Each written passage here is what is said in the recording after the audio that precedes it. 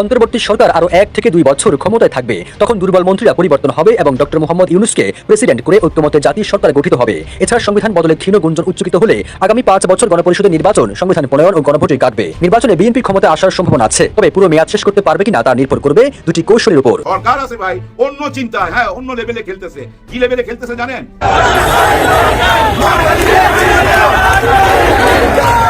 দেশের সবচেয়ে গুরুত্বপূর্ণ স্থানগুলোতে যে এই ধরনের সেক্রেটারি হবে, এই তথ্য কেন তাদের কাছে নাই? তাদের এই ব্যাপারে নিষ্ক্রিয়তা আমাদেরকে শঙ্কিত করে তোলে।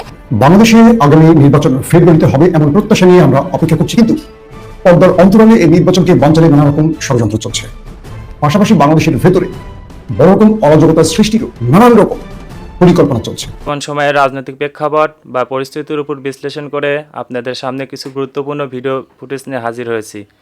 এমনকি দর্শক, আমি আশা করছি যারা ভিডিওটি অন করেছেন তারা সম্পূর্ণ ভিডিওটি মনোযোগ সহকারে দেখবেন, তাহলেই বুঝতে পারবেন ভিডিওর মূল রহস্য বা আসল ঘটনাগুলো।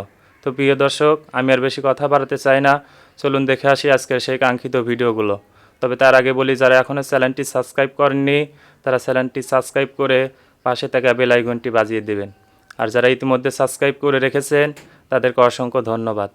তো চলুন দর্শক, একটা লাইক দিয়ে আমরা ধারাবাহিকভাবে সকল ভিডিওর বিস্তারিত আলোচনা দেখে আসি। দেখেন, আমাদের তারেক রহমান সাহেব মায়ের সেবা করার জন্য আজ থেকে 15 মাস আগেও কিন্তু বাংলাদেশে আসতে পারতো, কারণ উনি তো 16-17 বছর নিজের মাকে দেখে নাই। একটা বিপদের মধ্যে দিয়ে যাচ্ছিল, ওনার মাও বিপদে ছিল, উনিও বিপদে ছিল। এর মধ্যে ওনার নিজের ভাইকে হারাইছে।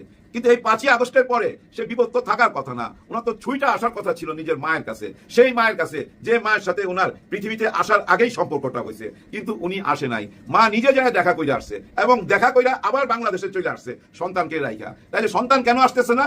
কনফার্ম থাকেন, মায়ের অনুমতি পায় নাই। মা না করছে, না তুই এখন আসবি না, আসতে পারবি না, কারণ মা তো 3 বার দেশ চালাইছে। মা বুঝে দেশ কি অবস্থায় আছে, আমার সন্তানের উপর কি বিপদ যাইতে পারে। কিন্তু এখন আসার সময় হয়েছে। 4টা গাড়ি কিনতেছে, অনেক দামি গাড়ি, বুলেট প্রুফ গাড়ি, বুলেট প্রুফ। আপনি গ্রেনেড মারবেন, গুলি করবেন, কিচ্ছু করতে পারবেন না। এর মধ্যে 2টা বড় বাস আর 2টা প্রাইভেট কারের মতো বা জিপের মতো। এই 2টার মধ্যে একটা তারেক রহমান সাহেবের, আরেকটা বেগম খালেদা জিয়ার। আর ওই বাসগুলা যত নেতা আছে ওই নেতারা যাবে। আমার মনে হয় নির্বাচনী প্রচারণার জন্য ওনারা সারা দেশ পয়সা বেড়াবে, এরকম একটা প্রোগ্রাম মাথায় নিছে, যেটা অনেক আগেই নেওয়া উচিত ছিল। যাই হোক, যে যখন ঘুম থেকে উঠে তার জন্য তখনই সকাল। এখন আমরা অপেক্ষায় থাকলাম ওই গাড়িগুলা কবে বাংলাদেশে ঢুকে। ওই গাড়িগুলা ঢুকলেই আপনারা বুঝতে পারবেন তারেক রহমান সাহেব 2-1 সপ্তাহের মধ্যেই চলে আসবে। আসা উচিত। উনি না আইসা অনেক ক্ষতি হয়েছে, দলের অনেক ক্ষতি হয়ে গেছে।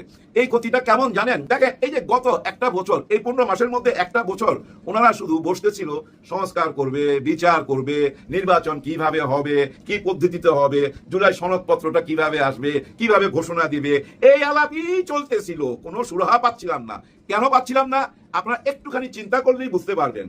ওইখানে যে বসতেছিল, কারা বসতেছিল? ওইখানে কিন্তু ডক্টর ইউনূস সাহেব বসে নাই। আর এদিকে থেকে দেখেন, আমাদের ডাক্তার শফিকুর রহমান সাহেবও যায় নাই জামাত ইসলাম থেকে। আবার দেখেন, সবচেয়ে বড় দলের তারেক রহমান সাহেবও যায় নাই, ওনাদের প্রতিনিধি গেছে। আর ওই প্রতিনিধিদের সঙ্গে ডক্টর ইউনূস সাহেবের প্রতিনিধিরা বসছে, ইউনূস সাহেব বসে নাই। যদি ডক্টর শফিকুর রহমান, তারেক রহমান সাহেব এবং ডক্টর ইউনূস সাহেব এবং বেছে বেছে বড় দলের নেতাদের নিয়ে ভাই 6-7টা সিটিং দিলে যে কাজটা হয়ে যেত, সে কাজটা 1 বছরও হয় নাই। কারণ মেইন লোকগুলা তো বসে নাই। এই যে দেখেন না, জুলাই সনদপত্র পার করলো যেদিন, এই গত পরশুদিন, এই অনুষ্ঠানটা ফ্লপ হইলো কেন? পুরো সুপার ফ্লপ তো। কারণ কি জানেন? ওখানে ডক্টর ইউনূস সাহেব ভাষণ দিতেছে, আর পিছনে কারা? সব দলের প্রতিনিধি। দলের মেইন লোক খুব কম ছিল, বিশেষ করে যে বড় দলের তারেক রহমান সাহেব তো ছিল না, আবার এনসিপির নাহিদ ইসলাম ছিল না, আরেকটা বড় দল জামাত ইসলামের ডাক্তার শফিকুর রহমান সাহেব ছিল না। এমন না যে ডাক্তার শফিকুর রহমান সাহেব অসুস্থ, উনি বাড়িতে না, উনি শ্রমিক দলের একটা মিটিং এ ছিল মিরপুরের সাইডে, ওনাদেরকে সময় দিছে। কারণ উনি গুরুত্ব দেয় না এখানে। কেন গুরুত্ব দিতে যাবে ভাই? এখানে তো সব প্রতিনিধি, মেইন লোক তো লন্ডনে ভাই। এখানে একটা দুঃখের ব্যাপার ভাই, আমার খুব দুঃখ এটা, যে আমাদের দেশটা অনলাইনে পরিচালনা করতেছে একটা বড় দলের নেতা। হ্যাঁ, তারেক রহমান সাহেব এই মোবাইল দিয়ে পুরো দেশটাকে চালাইবার চেষ্টা করতেছে। আবার দেখেন, সবচেয়ে বড় দল যেটা পালাইয়া চলে গেছে, তারাও কিন্তু ওই মোবাইল দিয়ে কিন্তু দেশটা পরিচালনা করতে চাইতেছে। কতটা দুর্ভাগ্য আমাদের। দেখেন, আওয়ামী লীগ যখন নির্বাচন করছে, গত 3টা নির্বাচনে বারবার ডাকছে না? হ্যাঁ, বিএনপিকে ডাকছে, গোপনে ডাকছে, পাবলিকলি ডাকছে যে আসো আসো নির্বাচন করো, তোমাদেরকে এই কটা সিট দেওয়া হবে। ওনারা যায় নাই, ফাঁদে পা দেয় নাই, কারণ ওনারা জানে লেভেল প্লেইং ফিল্ডটা নাই, এখানে নির্বাচন করতে গেলে ধরা খাবো। ঠিকই ভাবনাটা আছে, ওনারা এই জন্যই যায় নাই। কিন্তু যখনই তাদেরকে তাড়ায় দেওয়া হলো, তখন থেকে ওনারা বারবার চিৎকার করতে লাগলো যে নির্বাচন চাই, নির্বাচন চাই, নির্বাচন চাই। কারণ কারণ এখন তো কোনো প্রতিদ্বন্দ্বী নাই, বড় প্রতিদ্বন্দ্বী তো ভাইজা গেছে ভারতে, এখন কোনো প্রতিদ্বন্দ্বী নাই, নির্বাচন দিলে তো আমরাই পাশ করুন, এই জন্যই বারবার নির্বাচন চাইতেছিল। ধরে নেন যদি ওই 3 মাসের মধ্যে, হ্যাঁ জুলাই গণ অভ্যুত্থানের 3 মাসের মধ্যে যদি নির্বাচন দিয়ে দিত, হ্যাঁ ভাই 300 আসনই তারা পাশ করতো। তো কারণ সবাই মাথার মধ্যে তো ওইটাই, এরা চলে গেছে, এখন সবচেয়ে বড় দল বিএনপি, বিএনপিকে আমরা ভোট দেবো। কিন্তু সেটা তার হইতে দেওয়া হয় নাই, সেটা ঝুলতে ঝুলতে যায় প্রায় 2 বছরে ঠেকতেছে। কিন্তু যখন নির্বাচন হবে তখন 2 বছর হয়ে যাবে, কিন্তু আর এই 2 বছরে অনেক পানি গড়ায় গেছে, অনেক কিছু মানুষের চোখের সামনে চলে আসছে, যা দেখা মানুষ এতটা ব্যথিত, সাধারণ জনগণ এবং অন্য ধর্মের ভাই বোনেরাও সবাই কিন্তু একটা চেঞ্জ চাচ্ছে, একটা পরিবর্তন চাচ্ছে।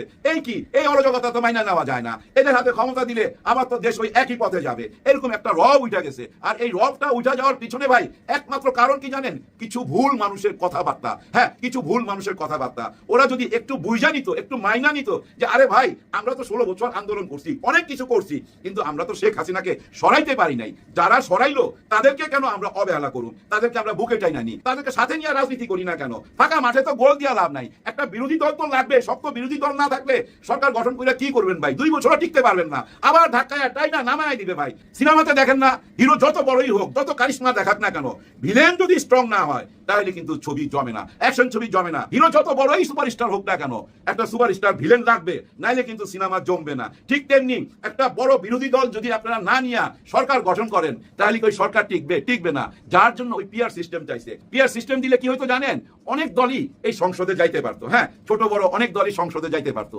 আপনারা বড় দল হিসাবে আপনারা তো অনেক সিট পাবেন। হ্যাঁ ভাই, এটা কোনো ভুল নাই, কিন্তু আপনাদের ওই সাহসটা রাখা উচিত ছিল যে আমরা বিরোধী দল সঙ্গে নিয়ে যাই, পিআর সিস্টেমে চলে যাই, কোনো অসুবিধা নাই তো ভাই। ওইটা আপনারা চান নাই, কারণ আপনারা জানেন আপনারা ক্ষমতায় যাবেনি, কারণ আপনাদের দলটা বড়। কিন্তু এই বড় দলের একটা বড় মন তো থাকতে হবে, একটা বড় মন না থাকলে মানুষের মন পাবেন কিভাবে? আগে রাজনীতি তো ভাই এখন চলবে না, মানুষ বুঝা ফেলায়। দেখেন এই যে স্কুলের যে টিচাররা এখন রাজনীতি করতেছে, মাঠে নামছে ওনাদের ঘর ভাড়ার জন্য। হ্যাঁ, ওনারা আবার আন্দোলন করতেছে। এর আগেও কিন্তু ওনারা আন্দোলন করছে, এর আগেও কিন্তু তারেক রহমান সাহেব ওই মোবাইলে ওনাদের সঙ্গে কথা বলছে, অন স্ক্রিনে ওনাদেরকে সাহস দিছে, ওনাদের সঙ্গে আসি বলছে, সব কিছু ঠিক আছে। আবার এদিকে দেখুন হাসনাত আব্দুল্লাহ কিন্তু ওইখানে যায় ঘুরে আসছে। এর পিছনে কারণ কি জানেন? এই যে সামনে নির্বাচন আসতেছে না, এই নির্বাচনে শুধু DC, OC, police, RAB, army ওনারা থাকলেই হবে নির্বাচন? না না না, সবচেয়ে বড় ভূমিকা পালন করবে কে জানেন? এই স্কুল কলেজের টিচাররা, ওনারাই সবচেয়ে বড় ভূমিকা পালন করবে। ওই যে আপনি ভোট দিতে যাইবেন যে ভিতরে, ওখানে ব্যালট পেপার ছিঁড়ে দেওয়া, আপনার আঙুলে কালি লাগানো, আপনার নাম লেখা রাখা বা ভোটার নাম্বার লেখা রাখা, আপনাকে আবার ওই যে বুথ দেখায় দেওয়া, আবার ভোট দিবেন বাক্সের মধ্যে ওইটা দেখায় দেওয়া, এই মেন কাজগুলো তো ওনারাই করবেন। তার মানে কি ওনাদেরকে এখন খুশি রাখা উচিত, এই খুশির থেকে ওনাদেরকে সাপোর্ট দিতে হবে। এইভাবে কিন্তু ওই যে তারেক রহমান সাহেব অনলাইনে সাপোর্ট দিছে, আবার এই হাসনাত আব্দুল্লাহ ঘুরে আইছে। কিন্তু মানুষ তো বুঝতে পারে এই রাজনীতিটা, মানুষ বুঝতে পারে, সরকার আরো বেশি বুঝতে পারে। কোনো দাবি দাওয়া মানবে না ভাই, কারণ নির্বাচিত সরকার আইতেছে 5 মাসের মধ্যে। হ্যাঁ ভাই, হয়তো আর 5 মাসের মধ্যে তো আমরা নতুন একটা সরকার পাবো, তখন তোমরা দাবি দাওয়া নিয়ে আইসো। গত 16 বছর তো রাস্তা দাঁড়াইতে পারলা না, এত অস্থির হওয়া কি আছে? সরকার কোনো দাবি দাওয়া মাইনা নেয় নাই, সরকার আছে ভাই অন্য চিন্তা। হ্যাঁ, অন্য লেভেলে খেলতেছে। কি লেভেলে খেলতেছে জানেন? উনার দরকার এই জুলাই সনদপত্রের সবাই সিগনেচার। হ্যাঁ, এই দস্তখতটা পাওয়া গেলেই কিন্তু উনার খেলাটা শুরু করবে। একটা জিনিস মনে রাখেন, উনি কিন্তু বিশ্ববাসী নিয়ে চলে, আঞ্চলিক না, কিন্তু ডোমেস্টিক না, একেবারে আন্তর্জাতিক। এই সনদপত্রের এই সিগনেচার গুলো পাওয়ার পরই ভাই সব কিছু পাঠিয়ে দিবে। কার কাছে পাঠাবে? ওই যে উনি বিশ্ববাসী নিয়ে চলে, তাদের কাছে পাঠিয়ে দিবে। পাঠিয়ে দেওয়ার কারণ ভাই একটা সাপোর্ট দরকার হবে না, বিরাট সাপোর্ট দরকার হবে। কারণ উনি তো বলছে আমি এমন একটা নির্বাচন দিব যে নির্বাচন ইতিহাসে লেখা থাকবে। আর ওই ইতিহাসে লেখার জন্য মুখে বললে হবে না। যেমন জুলাই সনদপত্রের দিন উনি মুখে যা কিছু বলছে এটার কোনো গুরুত্ব পায় নাই। হ্যাঁ ভাই, গুরুত্ব পায় নাই। গুরুত্ব পাইতো কখন? যখন আমরা দেখতে পাইতাম ওনার ডান দিকে তারেক রহমান সাহেব, বাম দিকে ডাক্তার শফিকুর রহমান, আবার সাইডে দাঁড়ায় রয়েছে নাহিদ ইসলাম, হাসনাত আব্দুল্লাহ এবং সব দল। এরকম একটা ফটো সেশন দেখতে পাইলি তো মনে হইতো সফল। কিন্তু না, ছিল কারা? প্রতিনিধি ছিল, প্রতিনিধি। মেন দলের মেন নেতারা না ভাই, ওনাদের প্রতিনিধিরা দাঁড়ায় ছিল আমাদের চিফ অ্যাডভাইজারের পাশে। যার জন্য ওই ফ্রেমিংটা দেখতে ভালো লাগে নাই। ফ্রেমিং এর একটা ব্যাপার আছে ভাই। দেখেন ভাই ব্রাদার, যে ফ্রেমটা সারা বিশ্ব দেখবে সে ফ্রেমটা সুন্দর হইতে হবে। দেখেন আপনাদের মনে আছে এই যে বিবিসির সাথে তারেক রহমান সাহেব যেদিন ভাষণ দিল, কথাটা এই জন্য বলতেছি, তারেক রহমান সাহেবের যে টেকনিক্যাল সাইডের লোক আছে, বড় বড় জ্ঞানী লোকদের এরকম টেকনিক্যাল সাইডের লোক থাকে তো ভাই। এই যে মোবাইলটা বসাইবো এবং এই যে ইন্টারভিউটা দিব, নিশ্চয়ই একজন লোক তো আছে, সাউন্ড ঠিক আছে কিনা, কে কি কমেন্ট করতেছে, স্ট্যান্ডটা ঠিক মতো বসছে কিনা, ঠিক মতো দেখা যাইতেছে কিনা, এর পিছনে লোক তো থাকে ভাই। আমাদের মতো সাধারণ লোক না তো যে নিজের হাতে লাইট বসামু, ক্যামেরা বসামু, তা তো হইতে পারে না। দেখেন তারেক রহমান সাহেব বিবিসির ওই ইন্টারভিউতে যখন বসছে, খেয়াল করে দেখেন তো পিছনের যে বাংলাদেশের পতাকাটা পুরাটাই আউট অফ ফোকাস, দেখাই যায় না, প্রায় দেখা যাচ্ছে কাকে, তারেক রহমান সাহেবকে, কারণ টোটাল ফোকাসটা ওইখানে করা হয়েছে। আর ওই জিনিসগুলো অনেক দূরে, যার জন্য আউট অফ ফোকাস হয়ে গেছে। ওই পতাকা যদি একটু কাছে নিয়ে আসতো ওনার ঘাড়ের কাছে, তাইলে কিন্তু ফোকাসে থাকতো। তার মানে কেন এই কথাটা বললাম? এই জন্য বললাম, এই যে আশেপাশের লোকগুলার বুঝছেন দেশের প্রতি ভালোবাসা নাই। ভালোবাসা থাকলে ওই পতাকা আউট অফ ফোকাস হইতো না। টোটাল ফোকাসটা কই থাকে জানেন? এই যে কর্মীদের, নেতার দিকে। নেতারে খুশি করতে হইব, নেতারের জন্য ঠিক মতো দেখা যায়। এই যে পুরানো সিস্টেমের একটা রাজনীতি, এই সিস্টেমের ভিতর দিয়া নতুন বাংলাদেশ কি করে করবেন? অসম্ভব, হইতে পারে না। নতুন বাংলাদেশ গড়তে হইলে ভাই নতুন রাজনীতি লাগবে, নতুন বাংলাদেশ গড়তে হইলে নতুন বাংলাদেশ লাগবে। আর নতুন বাংলাদেশের জন্য জুলাই সনদপত্রের বৈধতা লাগবে, আইনি বৈধতা। ডক্টর ইউনূস স্যার কথা দিছে জামাত ইসলামকে ব্যক্তিগতভাবে এবং সব দলকেই কথা দিছে। কি কথা দিছে? যে এটার আইনি বৈধতা দিয়েই আমি নির্বাচন দেবো। এই কথা যদি না দিত তাহলে তো জামাত ইসলাম ওইখানে সাইন করতো না, তাই না ভাই? ডক্টর ইউনূস স্যার যদি কথা না দিত তাহলে আমার মনে হয় জামাত ইসলাম ওইখানে সিগনেচার দিত না। কেন সাইন করছে? কথা দিছে। এখন দেখি কথা রাখে কিনা। কথা তো রাখতেই হবে, কথা রাখতে উনি বাধ্য ভাই। আমাদের জন্য না হোক, ওনার নিজের জন্য রাখতে বাধ্য, কারণ উনিও তো সবচেয়ে বড় বিপদে। হ্যাঁ ভাই, উনি সবচেয়ে বড় বিপদে। ধরেন এই যে পুলিশের কেউ যদি অন্যায় করে, আমরা পুলিশের চিফকে দোষ দেই না, আর্মিতে কেউ অন্যায় করলে আর্মির চিফকে দোষ দেয় না, র্যাবে কেউ অন্যায় করলে র্যাবের চিফকে দোষ দেয় না। ওনার দলের মধ্যে যদি দোষ থাকে তাহলে আমরা কার দিকে আঙ্গুল তুলবো? ডক্টর ইউনূস স্যারের দিকেই তো আঙ্গুল তুলবো। এটা উনি খুব ভালো করে জানে। শেখ হাসিনার একমাত্র টার্গেট কে? ডক্টর ইউনূস। হ্যাঁ ভাই, চারদিক থেকে একদম তাক করে রয়েছে ডক্টর ইউনূসের দিকে। যে কোনো অ্যাঙ্গেলে পারে, টাকা পয়সা গোলা বারুদ যে কোনো অ্যাঙ্গেলে পারে ডক্টর ইউনূসকে ধ্বংস করে দিতে চায়। আর ডক্টর ইউনূস কি সেই সুযোগটা রাইখা যাবে যে আপনি ভবিষ্যতে আইসা উনারে ঝুলাই দিবেন, উনার ছেলে পেলেরে ঝুলাই দিবেন? সেই সুযোগ রাইখা যাবে না। আপনার এই ভরসাটুকু রাইখেন। শুধু কি শেখ হাসিনার টার্গেট না, পুরা ভারতের রয়ের পুরা টার্গেট কিন্তু এই ডক্টর ইউনূস স্যার। কারণ ডক্টর ইউনূস স্যার এই শেখ হাসিনার সাথে 10টা গোপন চুক্তি করছিল, ওই 10টা গোপন চুক্তি ছুঁড়া ফেলা দিছে, বাতিল ঘোষণা কইরা দিছে অলরেডি। এখন তো তাদের মাথা খারাপ হয়ে গেছে। শুধু একটা রাখছে, ওই যে আদানির সাথে বিদ্যুৎ লেনদেন, এই একটা জায়গা রাখছে, আর সব বন্ধ করে দিছে। বাংলাদেশ থেকে ট্রেন যাবে আগরতলা হয়ে ভিতরে, বাংলাদেশ থেকে ট্রেন যাবে এই ফেনী হয়ে ওদের ভিতরে, এরকম অনেক চুক্তি ছিল, সব চুক্তি বাতিল কইরা দিছে। আর এই চুক্তি বাতিল করাতে বুঝছেন ওদের মাথা খারাপ হয়ে গেছে। এই যে দেখেন না চারিদিকে আগুন টাগুন, কেন? কারণ কি? আপনারা মনে করছেন যে নির্বাচন পিছাইবার জন্য এই ফন্দি? না না না, নির্বাচন পিছাইবার জন্য না। আন্তর্জাতিক বিচার ট্রাইব্যুনালে কি রায় আসতে যাচ্ছে এটা উনার মাথার মধ্যে চলে গেছে। আপনারা কি মনে করছেন উনি খালি অডিও কলে কথা কয় উনার কর্মীদের সঙ্গে? উনি আর কোনো কাজ করতেছে না, জয় আর কোনো কাজ করতেছে না। কি কাজ? পৃথিবীর যত ভাই বড় বড় উকিল ব্যারিস্টার আছে, আইনবিদ আছে, সবাই সঙ্গে গোপনে কথা বলতেছে। এবং ইংল্যান্ডের বড় বড় উকিল ধরার চেষ্টা করছে, এই টিউলিপ ধরার চেষ্টা করছে, কিন্তু কেউ সম্মতি দেয় নাই। বিদেশের বড় বড় ব্যারিস্টাররা, উকিলরা এই মামলাটা, এই কেসটা স্টাডি করে বইলা দিছে শেখ হাসিনাকে কেউ বাঁচাইতে পারবে না। হ্যাঁ ভাই, কেউ বাঁচাইতে পারবে না। এবং ডক্টর ইউনূস স্যার এই নির্বাচন দেওয়ার আগে শেখ হাসিনার বিচারের রায়টা দিয়ে যাবে।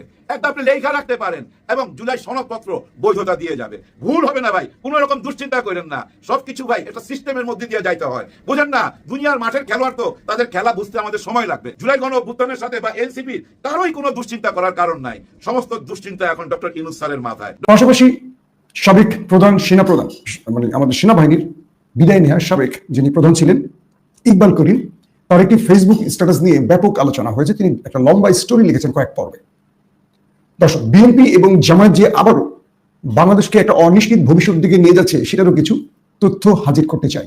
আর আমাদের ফিরার রাজনৈতিক দল, ফিরার বোঝেন তো, বাচ্চাদের দল এনসিপি, তারা নিজেরাই সবচেয়ে বড় জুলাই বিপ্লবী সেজেও তারা রাষ্ট্রকে আরেকটি বিপদের দিকে টেনে নিয়ে যাচ্ছে। এই সবগুলো বিষয় আজকে লাইভ সেশনে আলোচনা করতে চাই। প্রথম যে বিষয়টি নিয়ে আলোচনা করতে চাই, হঠাৎ করে বিএনপি এবং জামায়াতের মধ্যে সংঘর্ষ বাড়ছে, দূরত্ব বাড়ছে, তাদের মধ্যে অসহিষ্ণু আচরণ লক্ষ্য করা যাচ্ছে। মসজিদে হামলার ঘটনা শোনা যাচ্ছে এবং হিজাব পরা নারীদের নিপীড়নের ঘটনাও শোনা যাচ্ছে, এবং এই ঘটনাগুলোর সাথে বিএনপির নামটা উঠে আসছে। কিন্তু বলা হচ্ছে যে এই বিএনপির নামে যা কিছুই করা হচ্ছে পর্দার অন্তরালে রয়েছে আমাদের দাদা রাষ্ট্রের এজেন্সি, তাদের গোয়েন্দা বাহিনী, এমনটিও কেউ কেউ বলছেন। ছোট একটা বিষয় উল্লেখ করে আমি আলোচনায় আসি। সাবেক সেনাপ্রধান ইকবাল করিম স্পষ্ট করে বলছেন যে অন্তর্বর্তীকালীন সরকার আরো 1.5 থেকে 2 বছর ক্ষমতায় থাকবে। বাংলাদেশের সাবেক সেনাপ্রধান বলছেন এই অন্তর্বর্তীকালীন সরকার আরো 1.5 থেকে 2 বছর ক্ষমতায় থাকবে। হয়তো তার এই উপদেষ্টারা থাকবে না, নতুন কোনো উপদেষ্টা আসতে পারে, হয়তো তিনি উপদেষ্টা না হয়ে প্রেসিডেন্ট হয়ে যেতে পারেন। এবং তিনি বলছেন বিএনপি এবং জামাত যারাই ক্ষমতায় আসুক, তিনি বলছেন যে বিএনপি হয়তো ক্ষমতায় আসতে পারে, বিএনপির বড় দল হিসেবে আমি আশা করছি সম্পূর্ণ ভিডিওগুলো মনোযোগ সহকারে দেখেছেন। সেই সাথে ভিডিওর কোনো তথ্য বা মতামত থাকলে কমেন্ট বক্সে জানিয়ে যাবেন। আজকের মতন এখানে শেষ করছি, ফিরে আসছি আগামী দিনে অন্য কোনো টপিকস নিয়ে। সে পর্যন্ত ভালো থাকবেন। আল্লাহ হাফেজ।